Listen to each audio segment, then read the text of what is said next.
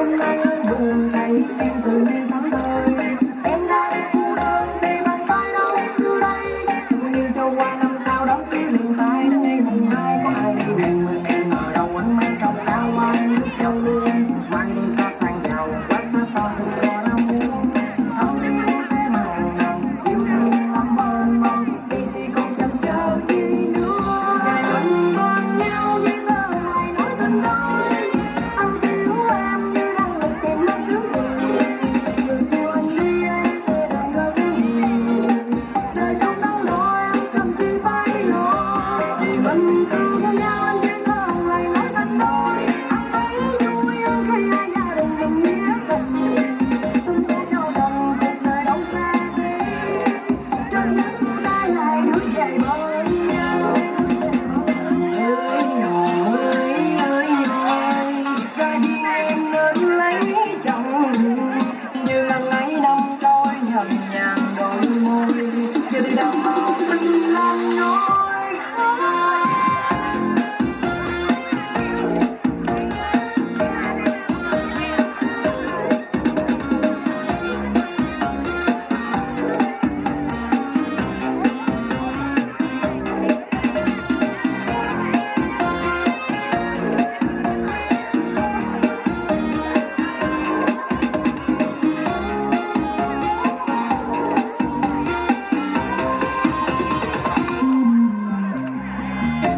em có muốn đi về làm gớm đừng có bắt anh phải buồn rầu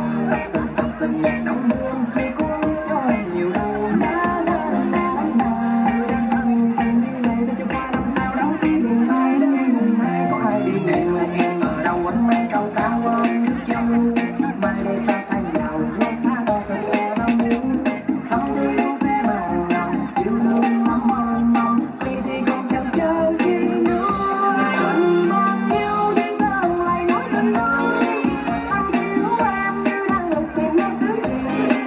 người yêu anh đi em sẽ đừng rất nhiều đời không đắn đo em cần chi phải lo vì mình thương nhau đi thơ lại nói tình đôi anh thấy vui hơn khi ai gia đình mình nghĩa tình tình yêu cho gần cuộc đời đâu xa thế cho những phút ai lại bước về bên nhau ngày mình bên nhau đi thơ lại nói tình đôi anh yêu em như đang lục tìm mất thứ gì người yêu anh đi em sẽ đừng rất nhiều đời không đắn đo em cần chi phải lo vì mình thương nhau đi thơ lại nói tình đôi anh thấy vui hơn khi ai gia đình mình nghĩa tình tình yêu cho gần cuộc đời đâu xa thế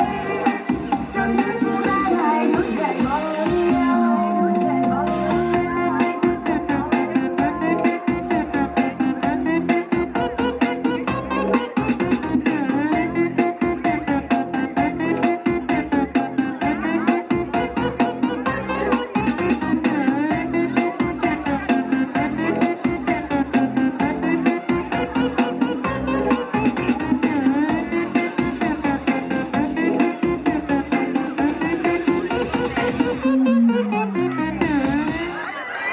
Vâng, xin toàn thể quý vị khán giả cho các cùng một tràng pháo tay được không ạ? Có lẽ bây giờ như hôm nay đây là tiết mục đặc sắc nhất đúng không ạ? Vâng, xin phỏng vấn cụ một chút ạ. Vâng, chào cụ ạ. Cụ đây bao nhiêu tuổi rồi ạ? Năm nay 82 tuổi. Vâng, 82 tuổi. Thế là người già nhưng tâm hồn không già lắm ạ. Xin một tràng pháo tay cổ vũ nữa được không ạ? Vâng, xin cảm ơn con rất nhiều.